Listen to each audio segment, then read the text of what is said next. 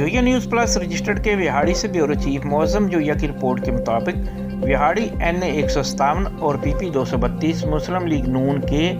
9 मुंतखब MNA सैयद साजिद मेहदी और MPA Malak Nawaz शेर अंजम लंगड़ियाल को चक नंबर 58 के Malik Mohammad Abbas Langrial advocate high court की क़यादत में मुतअद्दिद शख्सियात ने मुबारकबाद दी और फूलों के गुलदस्ते पेश किए। इस मौका पर मुस्लिम लीग नून के 9 मुंतखब MNA और MPA ने कहा